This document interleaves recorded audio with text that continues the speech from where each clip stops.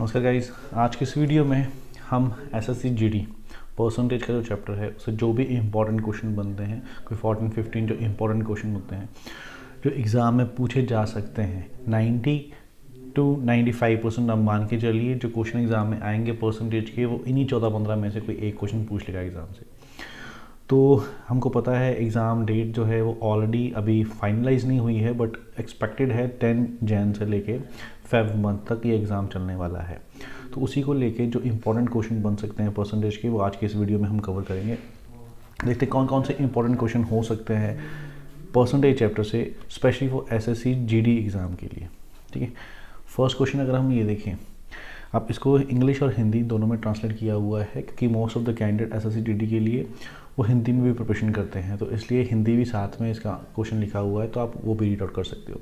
जैसे आपको दिया, if 8% of x is same as 4% of y then 20% of x is the same as. Hindi में पढ़े, यदि एक्स का 8% वाई के 4% के बराबर है तो एक्स का 20% किसके बराबर होगा। ठीक है, अब ऐसे क्वेश्चन करने की अप्रोच क्या होनी चाहिए, जो भी आपको लाइन लिखी है आप ऐसा लिख लो। उसने बोला 8% ऑफ एक्स, आपको पता है ऑफ का मतलब मल्टीप्लाई होता है कि एक्स का 8% ये इक्वल है। ठीक है, किसके एक बराबर है, ये 4% ऑफ वाई के।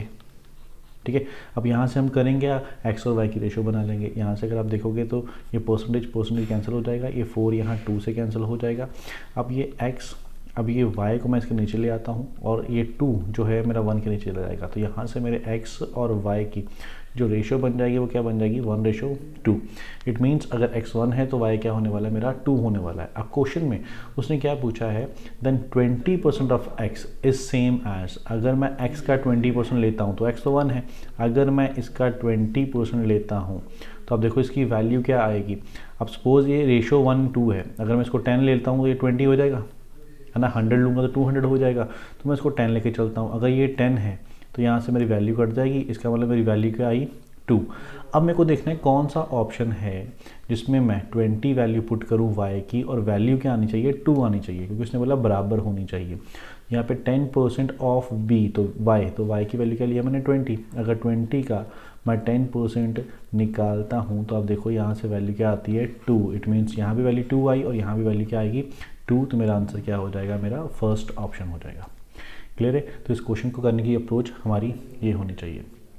अब ये जो भी मैं क्वेश्चन करवा रहा हूँ, जो भी टाइप मैं करवा रहा हूँ, ये सारी टाइप की प्रैक्टिस के लिए मैंने एक वर्ड में फ़ाइल बनाई हुई है। वो फाइल जो है मैं अपने टेलीग्राम चैनल पे शेयर कर दूंगा। टेलीग्राम चैनल का लिंक जो है वो नीचे आपको शो हो रहा होगा, आप वहाँ से देख सकते हो। ठीक है, आपने बस ये टेलीग्राम पे जाके ये सर्च करना है और उसको ज्वाइन कर लेना है। उसको ज्वाइन करने के बाद ये सारे क्वेश्चन आपको उसमें मिल जाएंगे और आप सॉल्व करने के बाद उसके आंसर वहाँ सेंड कर सकते हो। जो भी आपके आंसर सही होंगे उसमें बता दिए जाएंगे। क्लियर है, चलिए सेकंड क्वेश्चन में चलते हैं, क्वेश्चन नंबर 2 पे। सेकंड क्वेश्चन में देखिए, क्वेश्चन पूछा गया है आपसे, the time duration of 2 hour 45 minute is what percent of a day. हमको ये पूछा गया है कि 2 घंटा 45 मिनट का जो समय है, एक दिन का कितना प्रतिशत होगा। आपको अगर परसेंटेज का कंसेप्ट पता हो, आपको पता है कि जिसका भी परसेंटेज आपको ढूंढना होता है उसकी वैल्यू हमेशा ऊपर लिखनी होती है। जैसे यहाँ मेरे को किसका देखना है, 2 घंटे 45 मिनट, मैं 2 घंटे 45 मिनट, अब मेरे को पता है ये मिनट में है तो उसको मैं चेंज कर दूंगा घंटे में, आर में चेंज कर दूंगा। ठीक है, यहाँ से 15 से कैंसिल होगा, 15 3 45, 15 चौके 60, एलसीएम आएगा 4, 4 दूनी 8, 8 और 3 11, तो ये वैल्यू मेरी बन जाएगी 11/4। ठीक है, तो 11/4 जो है वो कितना प्रतिशत है, तो नीचे कौन सी वैल्यू आती है जिसके साथ कंपैरिजन करना है। कंपैरिजन किससे कर रहे हैं इस क्वेश्चन के अंदर, वो कह रहा है 2 घंटा 45 मिनट एक दिन का कितना प्रतिशत है, तो पूरा दिन। तो एक दिन में कितने घंटे होते हैं, तो एक दिन में 24 घंटे होते हैं, तो इसलिए इसके नीचे जो है वो 24 आ जाएगा। और परसेंटेज बना रहे हैं, प्रतिशत बना रहे हैं, तो इंटू 100 भी करना पड़ेगा हमको। क्लियर है, गॉट इट। चलो अब इसको सॉल्व करोगे तो ये देखो यहाँ से इसके साथ कैंसिल हो जाएगा ये 25। अब ये कैंसिल होगा नहीं तो उसको मल्टीप्लाई कर लीजिए आप, 11 5 से 55, बच के 5, 22 और 5 27 और नीचे आ जाएगा 24। अब इसको मैं पॉइंट्स में अगर चेंज करता हूँ तो ये मेरी 24 ये 1 के साथ जाएगा, पीछे 3 बचेगा, फिर 1 के साथ जाएगा, तो यहाँ पे एक ही ऑप्शन ऐसा दिख रहा है मेरे को जो 1 वाला है, कौन सा है, 11.45%। क्लियर है, तो इस क्वेश्चन को ऐसे करेंगे, जिसका भी प्रतिशत पूछा जाता है उसको हमेशा ऊपर लिखना है और जिसके साथ कंपैरिजन करना है उसको हमेशा आपने नीचे लिखना है और इंटू 100 करना पड़ेगा क्योंकि हम उसको परसेंटेज में बना रहे हैं। ओके, ये हो गया हमारे 2 क्वेश्चन। थर्ड क्वेश्चन पर चलते हैं, कौन सा क्वेश्चन इंपॉर्टेंट हो सकता है परसेंटेज चैप्टर से एसएससी जीडी के लिए। चलिए अगला क्वेश्चन देखिए, थर्ड क्वेश्चन में बोला है income of C is 20% more than B. C की इनकम बी से ज़्यादा है 20%, income of B is 25% more than A, और बी की ए से 25% ज़्यादा है। Find by how much percent is C's income more than of A. तो सी की इनकम ए से कितनी ज़्यादा होगी। क्लियर है। हिंदी में भी रीड आउट कर लेते हैं कि सी की आय बी से 20% अधिक है और बी की आय ए से 25% अधिक है। तो सी की आय ए की आय से कितने प्रतिशत अधिक होगी। ठीक है। ऐसे क्वेश्चन में क्या करना है आपने, ये उससे ज़्यादा है, ये उससे ज़्यादा है, इस तरीके से अगर दिया होगा तो आपने जो लास्ट में पर्सन होगा ना उसको आपने वैल्यू अज्यूम कर लेनी है। जैसे यहाँ पे लास्ट में बंदा कौन है, ए, तो मैं यहाँ पे क्या करूँगा, ए की वैल्यू को अज्यूम कर लूँगा 100 कि ए की वैल्यू जो है वो 100 है। अगर ए 100 है तो बी क्या है, उससे 25% ज़्यादा है। तो 25% ज़्यादा होने का मतलब है 100 का 25% 25 ही होता है, तो इसका मतलब इसकी वैल्यू 25 ज़्यादा है, तो 125। ओके। फिर फर्स्ट टाइम में क्या बोला था उसने, सी जो है वो बी से 20% ज़्यादा है, तो सी जो भी बी की वैल्यू होगी 125 इससे 20% ज़्यादा है। तो अगर मैं इसका 20% निकालता हूँ तो ये मेरी वैल्यू कितनी आती है 25। इट मीन्स जो सी की वैल्यू है, बी की वैल्यू 125 उससे 25 ज़्यादा है, तो इसका मतलब सी की वैल्यू क्या हो जाएगी 150 हो जाएगी। अभी परसेंटेज का मैंने आपको कंसेप्ट बताया, जिसका भी परसेंटेज निकालना है उसको हमेशा ऊपर लिखना है। तो यहाँ किसका निकालने का बोल रहा है, find how much percent C's income, C की इनकम, सी का पूछ रहा है वो, ए से कितनी ज़्यादा है। तो आप देखो सी की 150 है और ए की कितनी है 100, तो सी की ए से कितनी ज़्यादा हुई 50 ज़्यादा हुई। ठीक है 50, और कंपैरिजन किससे कर रहे हैं हम, ए से। इसमें कन्फ्यूज़न रहती है हमेशा, जब भी नीचे नंबर लिखने की टर्न आती है ना तो हम थोड़ा कंफ्यूज हो जाते हैं कि नीचे किसको लिखें, सी को लिखें या ए को लिखें।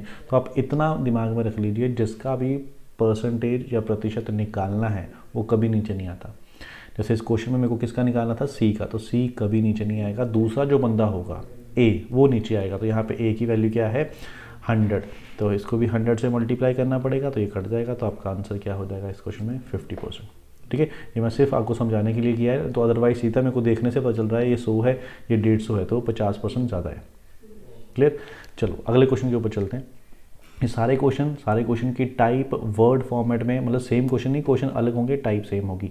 आपकी प्रैक्टिस के लिए टेलीग्राम चैनल में मैं डाल दूंगा, आप वहाँ पर जाके उसको सॉल्व कर सकते हो। ओके चलो नेक्स्ट फोर्थ क्वेश्चन पर चलते हैं। क्वेश्चन नंबर 4 में हमको दिया गया, if 60% of a student in school are boys. एक स्कूल के अंदर यदि विद्यालय में 60% छात्र लड़के हैं तथा लड़कियों की संख्या 972 है, तो विद्यालय में कितने लड़के हुए। ठीक है, ये पता करना है। अब ऐसे क्वेश्चन को सपोज मान लो कि 100 बच्चे हैं टोटल। ठीक है, उसने बोला कि इसके अंदर जो बॉयज़ हैं, सॉरी नंबर ऑफ गर्ल्स, जो गर्ल्स हैं वो कितनी है 972 हैं। सॉरी आपको दिया गया है 60%। ठीक है, परसेंटेज में देखते हैं कि 60% of the students are boys, मतलब 100 में से 60 जो है वो बॉयज़ हैं। इसका मतलब 100 में से जो 40 बच गई वो क्या होंगी, गर्ल्स होंगी। अब क्वेश्चन में तो मेरे को दे दिया कि नंबर ऑफ गर्ल्स जो है वो कितनी है 972, इसका मतलब 40 नहीं है 972 है। इसका मतलब ये 40 की जो वैल्यू है वो किसके बराबर होनी चाहिए, 972 के बराबर होनी चाहिए। तो यहाँ से फिर मैं 1 की वैल्यू निकालूंगा, तो कि 1 की वैल्यू किसके बराबर होगी, ये 40 से डिवाइड हो जाएगा। अब क्वेश्चन में पूछा गया है हाउ मैनी बॉयज़, तो बॉयज़ कितने हैं, तो बॉयज़ कितने थे 60। इट मीन्स मेरे को पता करना है 60 की वैल्यू किसके बराबर होगी, कि अगर 40 की वैल्यू 972 के बराबर है तो 60 की वैल्यू किसके बराबर होगी, ये सॉल्व करना है बस आपको। यहाँ से इसको कैंसिल कीजिए, इसको कैंसिल कीजिए, 4 2 ज़ा 8, 4 4 ज़ा 16, 4 3। अब इसको मल्टीप्लाई कर दीजिए, 6 3 18, 24 1 25, 6 3 12 2, 14 1 4 5 8, जो कि आपका बी ऑप्शन हो जाएगा। क्लियर है। आपने अज्यूम कर लिया कि 100 टोटल बच्चे थे क्लास के अंदर, जिसमें से 60 जो है वो बॉयज़ है। इट मीन्स 40 जो होंगी वो गर्ल्स होंगी, बट गर्ल्स तो 40 नहीं है, गर्ल्स तो मेरे को दी हुई है क्वेश्चन में 972। इसका मतलब जो 40 की वैल्यू है वो किसके बराबर होनी चाहिए, 972 के बराबर होनी चाहिए। तो 40 अगर 972 के बराबर है तो 1 क्या होगा मेरा 972 डिवाइड बाई 40, और 60 किसके बराबर होगा, 60 से मैंने उसको कर दिया मल्टीप्लाई। Got it. क्लियर है। चलो अगले क्वेश्चन के ऊपर चलते हैं। नेक्स्ट क्वेश्चन देखते हैं। इंपॉर्टेंट क्वेश्चन है, एग्जाम में आता है, एसएससी जीडी एग्जाम में पूछ सकते हैं ये क्वेश्चन। ठीक है, ध्यान से समझिएगा। आपको दिया है A's salary is 50% more than that of B salary. A की सैलरी बी की सैलरी से 50% ज़्यादा है। How much percent is B salary less than that of A. ठीक है। अब ये क्वेश्चन अगर पहली बार देखोगे ना, अगर हिंदी में पढ़ के देखो, ए का वेतन बी से 50% अधिक है तो बी का वेतन ए से कितना प्रतिशत कम है। अब हमको लगता है अगर वो 50% अधिक है तो वो 50% कम होगा और जल्दी जल्दी में हम 50 के ऊपर टिक करके आ जाते हैं, बट ये गलत होगा हमारा। हमको प्रॉपर कंसेप्ट फॉलो करना पड़ेगा। ए बी से ज़्यादा है तो मैं क्या करूँगा इस क्वेश्चन में, पहले बी की वैल्यू को अज्यूम कर लूँगा कि बी की वैल्यू मान लो 100 है, तो ए उससे 50% अधिक है, इसका मतलब कितना हो जाएगा, 150 हो जाएगा। अब वही परसेंटेज का कंसेप्ट क्या पूछा है, how much B less than A, तो बी ए से कम कितना है। अब मेरे को पता है बी ए से कितना कम है, 50 कम है। नीचे किसकी वैल्यू आएगी, मैंने अभी बताया था जिसका निकालना है वो नीचे नहीं आएगा, निकालना किसका है, बी का। इट मीन्स नीचे किसने आना है, ए ने, तो ए की वैल्यू क्या है 150 और इंटू कर देंगे 100 के साथ। यहाँ से इसको सॉल्व करोगे तो 100/3 बनेगा, जो कि आपका क्या बनता है 33, 1/3%। ओके, क्लियर है। तो इस क्वेश्चन को ऐसे करोगे, ए बी से ज़्यादा है तो हमने बी को अज्यूम कर लिया, ए उससे ज़्यादा हो गया। वो ये भी बोल सकता है ए बी से कम है, अगर 20% कम है तो इट मीन्स ए 80 हो जाएगा, फिर 80 हो जाएगा। कभी भी क्वेश्चन में आपसे ये पूछा गया हो बी कितना ज़्यादा है कितना कम है, तो ऊपर हमेशा डिफरेंस ही आता है, ये मान के चल लीजिए आप कि ऊपर हमेशा इन दो बंदों का डिफरेंस ही आना है, और नीचे किसकी वैल्यू आनी है, जिसका पूछा गया है वो नहीं आना है, दूसरा बंदा वो नीचे आएगा। Okay, clear. चलो अगले क्वेश्चन के ऊपर चलते हैं। नेक्स्ट क्वेश्चन है, price of sugar rises by 20%। Sugar का प्राइस 20% बढ़ गया है, bye how much percent should the consumption of sugar be reduce. अब उसकी कंजम्पशन कितनी कम करें so that expenditure does not change. Hindi के बच्चों के लिए भी रीड आउट कर लेते हैं कि चीनी के मूल्यों में 20% की वृद्धि हो जाती है तो चीनी के खपत को कितना प्रतिशत कम करना होगा ताकि चीनी पर खर्च अपरिवर्तित रहे। मैं आपको थोड़ा समझाता हूँ क्वेश्चन का मतलब क्या है। क्वेश्चन में वो कह रहा है कि मान लो मेरे पास 100 रुपया है, 100 रुपये की जितनी भी चीनी आती थी 10 किलो आती थी सपोज मान लो, ठीक है। अब क्या हो गया, शुगर का प्राइस बढ़ गया। अब प्राइस बढ़ गया है बट मेरे पास तो 100 रुपये ही हैं, तो 100 रुपये में अब चीनी कम आएगी तो वो कितने प्रतिशत कम आएगी ये मेरे को बताना है इस क्वेश्चन के अंदर, ठीक है, क्लियर है। चलो अब देखते करना क्या है इसमें। तो आप ये भी कर सकते हो कि 2 फॉर्मूले होते हैं ऐसे क्वेश्चन के अंदर, आप उसको माइंड में रख लीजिए, ठीक है। कंजम्पशन अगर क्वेश्चन में पूछा गया है कितनी बढ़ानी पड़ेगी, कितनी इंक्रीज करनी पड़ेगी, तो आपने सिंपल फॉर्मूला लगाना है कि जो भी क्वेश्चन के अंदर परसेंटेज इंक्रीज दिया होगा, जितना परसेंटेज इंक्रीज होगा उसको डिवाइड करेंगे 100 प्लस जितना परसेंटेज इंक्रीज हुआ है और मल्टीप्लाई बाय 100, बस ये सॉल्व करना है आपने। और अगर क्वेश्चन में पूछा गया कंजम्पशन कितनी डिक्रीज करनी है तो फिर फॉर्मूला आपका हो जाएगा, सॉरी थोड़ी सी मिस्टेक होगी यहाँ पे, मैं इसको करेक्ट कर लेता हूँ पहले, 1 मिनट, ठीक है। अब करेक्शन क्या थी कि थोड़ा उल्टा चलना है कि अगर क्वेश्चन में पूछा गया है कि कंजम्पशन कितनी इंक्रीज होगी तो फॉर्मूला होगा डिक्रीज में, कि परसेंटेज कितनी डिक्रीज हुई है। अब डिक्रीज है तो फिर 100 में से माइनस हो जाएगी। और अगर क्वेश्चन में डिक्रीज पूछा गया है तो फॉर्मूला होगा हमारा जितनी परसेंटेज इंक्रीज हुई है डिवाइडेड बाय, अब इंक्रीज है तो नीचे प्लस होगा, इंक्रीज परसेंटेज और इनटू कर देंगे हम 100 के साथ। गॉट इट, क्लियर है। चलो अब क्वेश्चन में देखते हैं हमसे क्या पूछा गया है। हमसे पूछा गया है consumption of sugar be reduce. Reduce मतलब कितनी कम करनी पड़ेगी, का मतलब डिक्रीज। तो जब डिक्रीज पूछा है फॉर्मूला हो जाएगा जितना परसेंट इंक्रीज हुआ है मीन्स 20, इसके नीचे 100 प्लस 20 तो 120 और इंटू कर देंगे हम 100 के साथ। ये अगर हम सॉल्व करें ये 6 के साथ कट जाएगा, ये 2 के साथ कट जाएगा, तो हमारी वैल्यू आ जाएगी 50 डिवाइड बाय 3%, जो कि आपका बन जाता है 16 2/3%। क्लियर है। कभी भी ऐसा कंजम्पशन वाला क्वेश्चन आएगा, प्राइस वाला क्वेश्चन आएगा तो आपने बस ये 2 फॉर्मूले याद रखने हैं। अगर तो प्राइस बढ़ रहा होगा तो ऑब्वियसली कंजम्पशन कम करनी पड़ेगी, तो डिक्रीज वाला फॉर्मूला लगा देंगे। अगर प्राइस कम हो रहा होगा तो फिर कंजम्पशन बढ़ानी पड़ेगी, तो कंजम्पशन बढ़ाने के लिए फिर इंक्रीज वाला फॉर्मूला लगा देंगे। क्लियर है। चलो अगले क्वेश्चन पे चलते हैं। सारे क्वेश्चन आपको टेलीग्राम चैनल पर मिल जाएंगे, लिंक नीचे है, आप उसको सर्च कीजिएगा टेलीग्राम चैनल के ऊपर और उसमें क्वेश्चन जो सारे होंगे उसको सॉल्व करना। आगे चलते हैं। आगे आपको दिया सैलरी ऑफ अ पर्सन, बहुत इंपॉर्टेंट क्वेश्चन है, बड़ी बार रिपीट होता है एग्जाम में, एसएससी जीडी वगैरह में तो रिपीट होने के चांसेस हैं इसके, ठीक है। आपको दिया salary of a person is first increase by 20%, पहले उसकी सैलरी 20% बढ़ा दी, then it is decrease by 20%, फिर 20% कम कर दी, पहले बढ़ा दी फिर कम कर दी। अब आपको बताना है then the percentage change in his salary. Hindi में भी रीड आउट करते हैं। एक व्यक्ति का वेतन पहले 20% बढ़ा दिया गया, फिर 20% घटा दिया गया, तो उसके वेतन में कितने प्रतिशत का परिवर्तन आएगा। तो हमको सेम वही लगेगा कि 20 बढ़ा के 20 कम कर दिया तो परिवर्तन क्या आएगा, कुछ भी नहीं आएगा, वो तो ज़ीरो आएगा।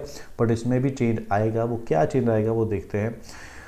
सपोज उसका जो सैलरी है वो 100 है।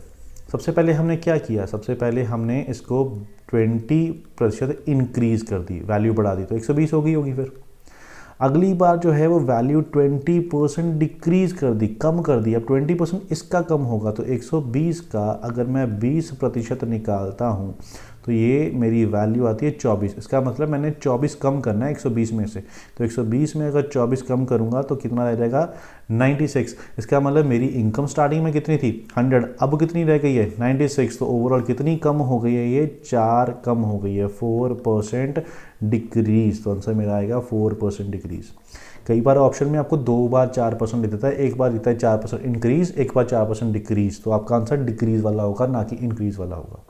ओके अब ऐसा क्वेश्चन होना कभी भी आपको लगे एक बार बढ़ाया एक बार कम किया या दोनों बार बढ़ाया दोनों बार कम किया, तो आपने एक सिंपल सा फॉर्मूला यूज़ करना है, a + b + ab/100। ये एक शॉर्टकट फॉर्मूला है इस क्वेश्चन के लिए।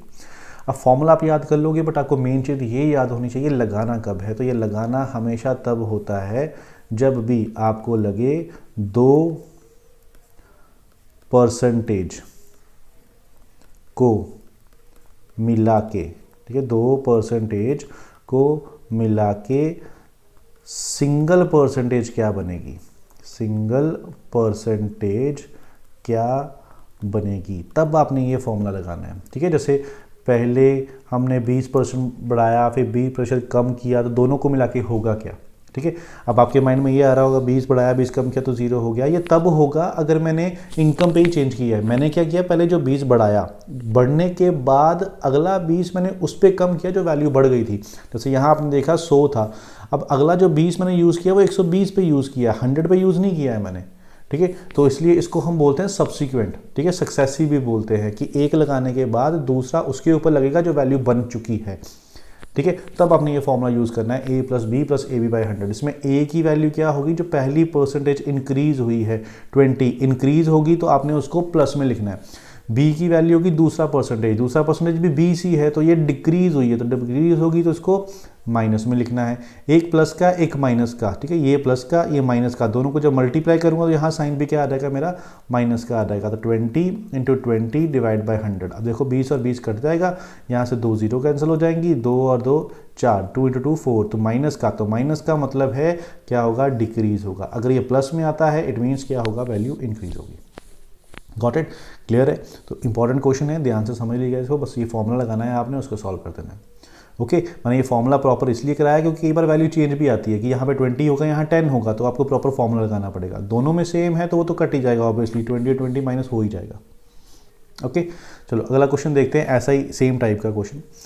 देखो यही क्वेश्चन है, यही फॉर्मूला लगना है, बस उसका पूछने का तरीका अलग है। आपको उसने बोला लेंथ ऑफ रेक्टेंगल की जो लेंथ है वो इंक्रीज होगी 10% और ब्रेथ जो है वो डिक्रीज होगी 10%। Then area of new rectangle is, तो एरिया में क्या फ़र्क पड़ेगा। तो आपने इसमें भी यही फॉर्मूला लगा देना है कि ए जो है मेरा 10% इंक्रीज हुआ, बी मेरा 10% डिक्रीज हुआ, तो माइनस में 10, एक प्लस एक माइनस, तो यहाँ माइनस आ जाएगा, तो 10 × 10 / 100। अभी फिर से ये कैंसिल होके ये 2 0 कट जाएंगी तो बचेगा -1। तो -1 का मतलब 1%, माइनस का मतलब डिक्रीज। तो ये देखो ऑप्शन आपको 2 दिए हैं, इंक्रीज वाला भी डिक्रीज वाला भी, तो मेरा आंसर क्या होगा, डिक्रीज वाला होगा। ओके, क्लियर है। चलो अगले क्वेश्चन पे चलते हैं। नेक्स्ट क्वेश्चन, अगला क्वेश्चन देते हैं, price of petrol is increase by 25%, bye how much % a car owner should reduce. तो यही क्वेश्चन हमने अभी किया था, थोड़ी देर पहले किया था ना, कंजम्पशन इंक्रीज कंजम्पशन डिक्रीज। तो आप इस क्वेश्चन में पढ़िए, हमको क्या निकालना है, हमको निकालना क्या है कि अपनी खपत कितने % कम करना होगा, कम। तो जब कम वाला पूछा होगा तो फॉर्मूला मेरा इंक्रीज वाले में होगा कि यहाँ पे कितना दिया है 25, तो ऊपर आ जाएगा 25, नीचे प्लस करना पड़ेगा, बनेगा 125 और इंटू कर दूंगा मैं 100 के साथ, तो 25 × 5 125, 5 20 200। तो आंसर मेरा हो जाएगा क्वेश्चन में 20%। क्लियर है, अभी इसके फॉर्मूले कराए थे मैंने थोड़ी देर पहले। चलो अगला क्वेश्चन देखते हैं। नेक्स्ट क्वेश्चन इंपॉर्टेंट क्वेश्चन है ये भी, ठीक है, सारे क्वेश्चन इंपॉर्टेंट है, इन्हीं में से कुछ ना कुछ क्वेश्चन आपको SSGD एग्जाम में पूछ ले जाएंगे। ठीक है, क्लियर है। चलो अब देखो, a student has to secure minimum 35% marks, किसी बच्चे को 35% मार्क्स चाहिए to pass an examination, pass होने के लिए। If you get 200 marks and fail by 10 marks then the maximum marks are. Hindi में भी रीड आउट करते हैं। एक परीक्षा में सफल होने के लिए एक छात्र को 35% अंक प्राप्त करने हैं। यदि उसे 200 अंक प्राप्त होते हैं तो वह 10 अंकों से असफल हो जाता है। तो अधिकतम अंक ज्ञात करो। अधिकतम मतलब कितने में से नंबर मिल रहे हैं, पेपर कितने नंबर का है। करना क्या है इस क्वेश्चन में, एक सिंपल सी चीज़ सोचो, 35 नंबर चाहिए पास होने के लिए, ठीक है। उसके 200 आ चुके हैं बट फिर भी 10 नंबर से फेल हो गया। मतलब 200 आए और 10 से फेल है, इसका मतलब पास होने के लिए कितने चाहिए, 10 और चाहिए, क्योंकि 10 नंबर से तो फेल हो गया है। तो 200 आ चुके हैं, 10 और चाहिए। इसका मतलब पास होने के लिए कितने नंबर चाहिए, 210 नंबर चाहिए। और प्रतिशत में कितना बोला उसने, 35%। इसका मतलब ये 35% की वैल्यू किसके बराबर है, 210 के बराबर है। अब पूरा पेपर तो 100% का ही होगा ना, तो फिर अगर 35% 210 है तो एक क्या होगा, इसको 35 से डिवाइड कर देंगे और मेरे को चाहिए पूरा पेपर मतलब 100%। तो 100% की वैल्यू क्या होगी, इसको 100 से मल्टीप्लाई कर दीजिए, इसको 7 से काटिए, 7 5 7 3, फिर 5 से काटिए, 5 6 6 से 200 600, तो आंसर आपका हो जाएगा 600। ठीक है, क्लियर है। अब कई बार क्वेश्चन में ये भी बोल सकता है आपको 200 नंबर आए और उसके 20 नंबर ज़्यादा हैं पासिंग से, मतलब 200 जो है वो 20 ज़्यादा है, इसका मतलब पास होने के लिए 20 कम चाहिए थे। तो कितने हो गए, 180। तो 35 को 180 के बराबर कर देंगे हम। ठीक है, कुछ क्वेश्चन थोड़ी बहुत चीज़ें आपको सोचनी पड़ेंगी एग्जाम में। ऐसा ही क्वेश्चन और होता है सेम टाइप का, थोड़ा सा क्वेश्चन अलग होता है, उसको देखते हैं। ये देखो आपको क्वेश्चन दिया गया है, a candidate who score 30% fail by 5 marks, जिसके 30% नंबर हैं वो 5 नंबर से फेल हो गया है। While another candidate who score 40% marks, और जिसके 40% मार्क्स हैं उसके 10 मार्क्स ज़्यादा हैं मिनिमम से। तो आपको बता रहे हैं मिनिमम मार्क्स कितने चाहिए पास होने के लिए। मैक्सिमम नहीं पूछा, अब पूछा मिनिमम कितने चाहिए। ठीक है, क्लियर है। अब ऐसे क्वेश्चन में क्या करना है, दो कैंडिडेट का जब क्वेश्चन आ जाएगा, आप देखना है परसेंटेज में कितना गैप है। इसका 30% नंबर है, इसके 40% नंबर हैं, तो दोनों में कितना गैप हो गया, 10% का। ठीक है, अब 10% का गैप हो गया तो नंबर में कितना गैप है। एक बच्चा 5 नंबरों से फेल हो गया, एक बच्चे के 10 नंबर ज़्यादा है। कि मान लो सपोज ये लाइन जो है ये पासिंग वाली है, ठीक है, ये पासिंग मार्क्स की है। एक 5 नंबर से फेल हो गया, पासिंग से 5 नंबर नीचे रह गया, एक के 10 ज़्यादा आ गए, पासिंग से 10 ऊपर। तो इन दोनों बच्चों में कितना गैप हो गया, ये 10 और 5 15 नंबर का। प्रतिशत में 10% का गैप है बट नंबरों में 15 का गैप है। इसका मतलब 10% की वैल्यू किसके बराबर है, 15 के बराबर है। अगर 10% 15 है तो 100% क्या होगा, एक जीरो एक्स्ट्रा लगी तो इधर भी एक्स्ट्रा लगा दो, मतलब 150। 150 में से नंबर मिल रहे हैं, मैक्सिमम नंबर 150 है, तो ये 150 हमारा क्या आ गया, मैक्सिमम नंबर आ गए। बट क्वेश्चन में तो मैक्सिमम नहीं पूछा गया, क्वेश्चन में क्या पूछा गया, मिनिमम, मतलब पास होने के लिए कितने चाहिए। तो पास होने के लिए कितने चाहिए, आप किसी एक स्टूडेंट को पकड़ लीजिए, जैसे 30% नंबर है, मतलब 150 में से पहले स्टूडेंट के 30% नंबर है। अब ये कैंसिल कीजिए, कितना आ गया, 45। बट ये तो फेल हुआ है, कितने नंबर से, 5 नंबर से। इसका मतलब 5 नंबर और आते तो ये पास हो जाता, तो आंसर आपका हो जाता 50। क्लियर है। पहले हमने दोनों स्टूडेंट के परसेंटेज का डिफरेंस देखा, वो बनता है 10। फिर हम दोनों के मार्क्स का डिफरेंस देखा, वो बनता है 15। तो 10% 15 के बराबर है, तो 100% 150 के बराबर है। 150 में से नंबर मिल रहे हैं, पहले वाले बच्चे के 30% नंबर है, मतलब 45, और 5 नंबर से फेल है, इसके मतलब 5 नंबर और आएंगे तो पास हो जाएगा। तो पासिंग मार्क्स कितने हो जाएंगे, 50 हो जाएंगे। गॉट इट, क्लियर है। चलो नेक्स्ट, अगला क्वेश्चन। नेक्स्ट क्वेश्चन, ये भी इंपॉर्टेंट क्वेश्चन है। A man gives 50% of his money to his son. सारे क्वेश्चन मैंने आपको बताया, आपको टेलीग्राम चैनल पर मिल जाएंगे, नीचे लिंक है, आप वहाँ पे जाके सर्च कीजिए। सारे क्वेश्चन, सेम क्वेश्चन नहीं बट प्रैक्टिस के लिए सेम टाइप के क्वेश्चन वहाँ पे आपको मिल जाएंगे। A man gives 50% of his money to his son and 30% to his daughter. 50% उसने अपने बेटे को दे दिया, 30% अपनी डॉटर को दे दिया, 80% ऑफ द रेस्ट, और जो बच गया उसका 80% इज डोनेटेड टू ट्रस्ट, उसने ट्रस्ट को डोनेट कर दिया। इफ इज लेफ्ट विद, अब उसके पास 16,000 रुपया बचा है, तो आपको बताना है how much money did he have in the beginning, starting में कितने पैसे थे। हिंदी में रीड आउट करते हैं। एक व्यक्ति अपने धन का 50% भाग अपने पुत्र को, 30% भाग अपनी पुत्री को देता है।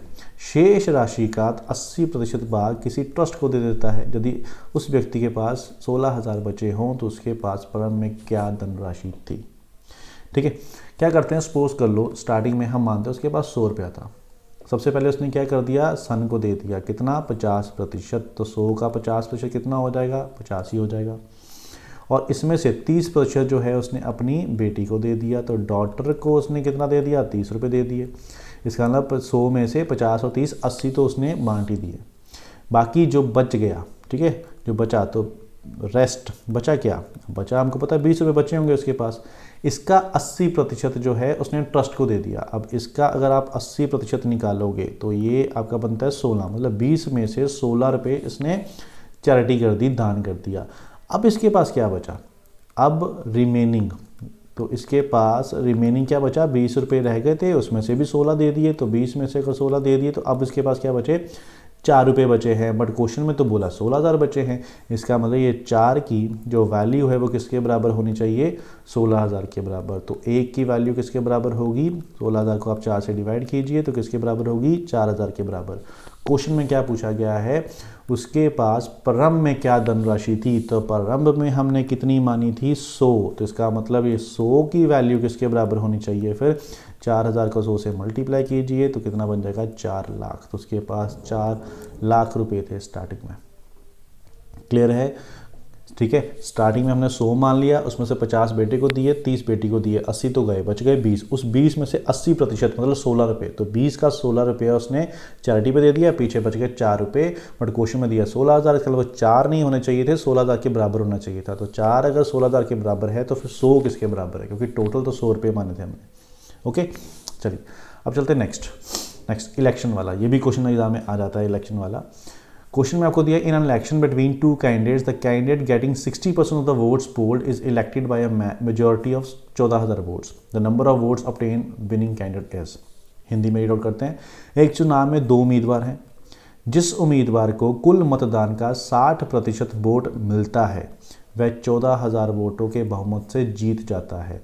तो जीतने वाले उम्मीदवार को कितने वोट प्राप्त हुए।